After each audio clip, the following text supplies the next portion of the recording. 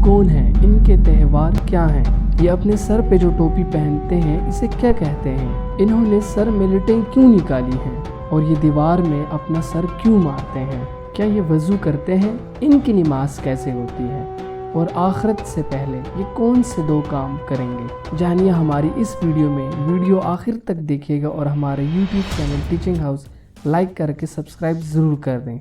ज़्यादातर लोग ये समझते हैं कि यहूदी कौम की इब्तिदा हज़रत मूसा अलैहिस्सलाम से हुई, जबकि सच ये है कि ये यहूदी हज़रत मूसा अलैहिस्सलाम से भी बहुत पहले हज़रत इब्राहीम अलैहिस्सलाम के ज़माने से हैं।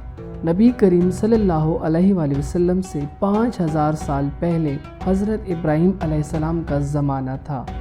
उनके 2 बेटे हज़रत इस्माइल अलैहिस्सलाम और हज़रत इसहाक अलैहिस्सलाम, ये दोनों ही नबी थे। इस्माइल अलैहिस्सलाम बीबी हाजरा अलैहिस्सलाम से पैदा हुए थे। उन्हें हज़रत इब्राहीम अलैहिस्सलाम ने मक्का में काबे के पास बसा दिया और उन्हीं की नस्ल से हमारे प्यारे नबी हज़रत मोहम्मद सल्लल्लाहु अलैहि वसल्लम पैदा हुए और हज़रत इसहाक अलैहिस्सलाम बीबी सारा अलैहिस्सलाम से पैदा हुए। ये फ़लस्तीन में रहते और उनके बेटे हज़रत याकूब अलैहिस्सलाम थे। हज़रत याकूब अलैहिस्सलाम के 12 बेटे थे, जिन्होंने हज़रत यूसुफ अलैहिस्सलाम को कुएं में फेंका था, जो बाद में मिस्र के बादशाह बने और तब इन पर फ़िरौन काबिज़ हो गया और वो इन्हें गुलामों की तरह रखता था। इनके मर्दों का कत्ल कर देता था और औरतों को छोड़ देता था। तब अल्लाह ने मूसा अलैहिस्सलाम के ज़रिए इनको फ़िरौन से निजात दी, लेकिन ये बहुत बदबख्त कौम थी। ये अल्लाह की कुदरत के नज़ारे अपनी आंखों से देखने के बावजूद ज़मीन पर बहुत फसाद करते। आसमानी किताब तौरात को बदल दिया। अल्लाह के नबियों का कत्ल जैसे इनके लिए कोई बड़ी बात नहीं, जिनमें हज़रत ज़करिया अलैहिस्सलाम, हज़रत याहया अलैहिस्सलाम और हज़रत ईसा अलैहिस्सलाम को भी इन्होंने अपनी तरफ से मार डाला था। इनका कदीमी नाम बनी इसराइल है। इसराइल के मायने है अल्लाह का बंदा या रात की तारीकी में भी अल्लाह की राह में चलने वाला, और ये लक़ब हज़रत याकूब अलैहिस्सलाम का था और इन्हीं की कौम को बनी इसराइल कहा जाता है। दुनिया में यहूदियों की तादाद 14 मिलियन के लगभग है, जिनकी अक्सरियत अमेरिका और इसराइल में रिहाइश पजीर है।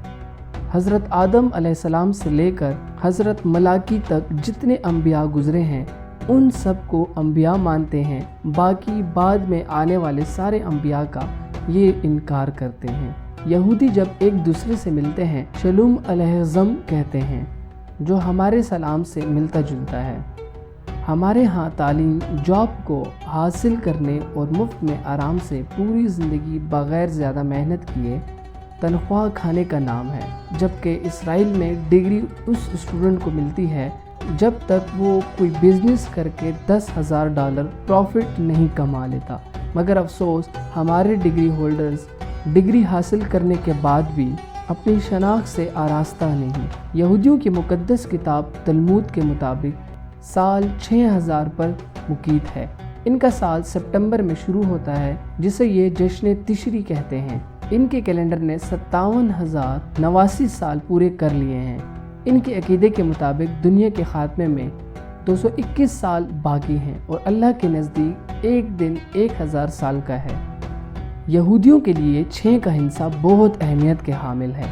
ये समझते हैं अल्लाह ने ज़मीन व आसमान को 6 दिनों में तख्लीक किया है, इसलिए हफ्ते में 6 दिन इन्हें काम करने की इजाज़त है, मगर हफ्ते में 1 दिन काम पर पाबंदी लगा दी, जिसे ये योमुल सफ़ कहते हैं। इसीलिए इसराइल के झंडे में भी आपको 6 कोनों वाला सितारा नज़र आता है, जिसे ये स्टार ऑफ डेविड कहते हैं या सितारा दाऊदी इनकी पहचान है। इनका मानना है कि हमारा आने वाला हर बच्चा दुनिया के लीडर बनेगा, बिलियनियर डॉलर की कंपनी बनाएगा और बिजनेसमैन ही बनेगा। नौकरी की कोई गुंजाइश नहीं। इसलिए आने वाला बच्चा जब माँ की कोख में हो, ये तब घर से टीवी, मोबाइल गेम दूर कर देते हैं और दिन रात मैथ्स के सवाल बोलते और हल करते हैं। ज़्यादा से ज़्यादा शतरंज खेलते हैं ताकि बच्चा दुनिया में आकर अच्छी चालें चल सके। ये घरों में सिगरेट नोशी को बहुत बुरा समझते हैं। दुनिया की तेज़ तरीन टेक्नोलॉजी इस वक्त इसराइल में है। यहाँ 13 साल के बच्चों को हैकिंग सिखाई जाती है। इसराइल 3 बड़ी ईदें मनाते हैं। यहाँ सबसे बड़े जश्न का दिन ईद फसाह ہوتا ہے جو 7 دن 15 اپریل سے 22 اپریل تک منائی جاتی ہے۔ یہ فرعون سے آزادی کا دن تھا اور اسے بہت بھرپور جشن سے منایا جاتا ہے۔ ان کی دوسری عید پوریم کہلاتی ہے۔ ایرانی بادشاہ نے حامان کے کہنے پر یہودیوں کو قتل کرنے کا حکم دے دیا، لیکن حکم لے جانے والے نے ملکہ کو بتا دیا۔ اس نے حامان کو ہی قتل کروا دیا، اس لیے اسے نجات یوم کے طور پر مناتے ہیں۔ یہ 14 دسمبر کو منایا جاتا ہے۔ ان کا تیسرا تہوار روش ہاشنا ہے۔ اسے جشن ناروز بھی کہتے ہیں۔ اس دن روٹی کو اور پھلوں کو شہد میں ڈبو کر کھایا جاتا ہے۔ اسرائیل بھی میٹھے پانی کی قلت کا شکار ہے، لیکن اپنی ذہانت سے پانی کو صاف کرنے والا دنیا کا سب سے بڑا پلانٹ یہاں موجود ہے۔ یہودیوں کا وضو 3 سے 4 بار باری باری ہاتھوں کو دھونا ہوتا ہے۔ یہ اپنے سر پہ کیپ ٹوپی پہنتے ہیں جسے یا ماکل یا کیفا کہتے ہیں۔ ماتھے پر یا بائیں بازو پر ٹفلن باکس باندھتے ہیں۔ یہ کندھوں پر شال لیتے ہیں جسے طالت کہتے ہیں۔ یہودی دیوار گریہ کے پاس آ کر عبادت یا تلاوت کرتے ہیں، روتے ہیں، دعائیں مانگتے ہیں اور دوسروں کے لائے ہوئے خطوط جو اللہ کے لیے ہوتے ہیں وہ اس دیوار کی اینٹوں کے درمیان پھنسا دیے جاتے ہیں۔ یہ نماز ہاتھ باندھ کر تورات کی تلاوت کرتے ہیں، ٹوپی پہ ہاتھ رکھ کر سجدہ کرتے ہیں اور آخری رکعت میں رکوع کی حالت میں پہلے بائیں جانب اور پھر دائیں جانب سلام پھیرتے ہیں اور پھر دوزانوں بیٹھ کر دعا مانگتے ہیں۔ آخر میں زمین پر الٹے لیٹ جاتے ہیں۔ منورہ اسرائیل کا سرکاری نشان اور یہودیوں کی مقدس مذہبی علامت ہے۔ یہ 6 شاخوں والا شمعدان ہے۔ یہ جھاڑی منورہ سے ماخوذ ہے۔ یہ علامت ان کے عبادت گاہوں میں بھی موجود ہوتی ہے۔ دنیا میں سب سے زیادہ درخت لگانے والا ملک اسرائیل ہے۔ ان کی لینگویج ہے ہیبرو عبرانی جو 3000 سال پرانی ہے اور ماڈرن لینگویج یادش کہلاتی ہے، اور دوسری زبان جو زیادہ بولی جاتی ہے وہ عربی ہے۔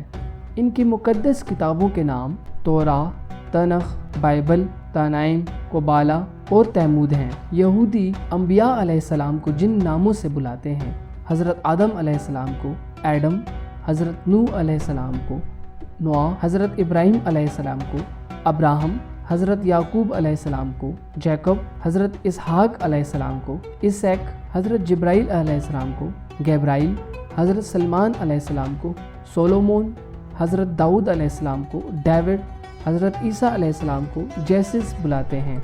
اسرائیل دنیا کا واحد ملک ہے جو اپنی ضروریات کو 100% خود اگاتا ہے، اور سب سے کم پانی سے فصلیں اگانے کی ٹیکنالوجی بھی انہی کے پاس ہے۔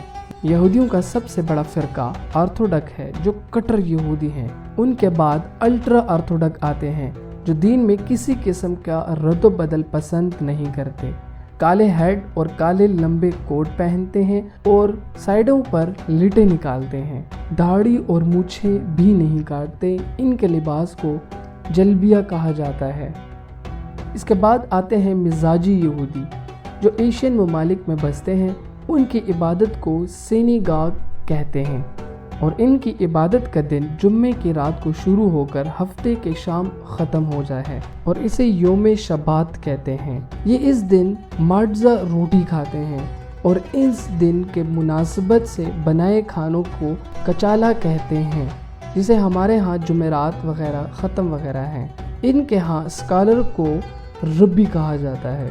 یہودیوں نے قیامت سے قبل 2 اہم کام کرنے ہیں: تابوت سکینہ کی تلاش اور ہیکل سلیمانی کی تعمیر۔ یہودی حضرت سلمان علیہ السلام کے معبد کو ہیکل سلیمانی کہتے ہیں۔ یہ ہیکل 586 قبل مسیح میں بابل کے بادشاہ بخت نصر نے تباہ کر دیا تھا، تاہم اس نے ہیکل سلیمانی کی باہر کی دیوار چھوڑ دی تھی۔ آج بھی یہودی اس دن ماتم کرتے ہیں جسے تشابیو بھی کہا جاتا ہے۔ یہودی اس دیوار کو کوتل جبکہ مسلمان دیوار گریہ کہتے ہیں۔ اللہ تعالیٰ نے بنی اسرائیل کو آخری مہلت کے طور پر حضرت عیسیٰ علیہ السلام جیسے رسول کو بھیجا، اور یہودیوں نے ان سے بے حد بڑے بڑے مظالم ڈھائے۔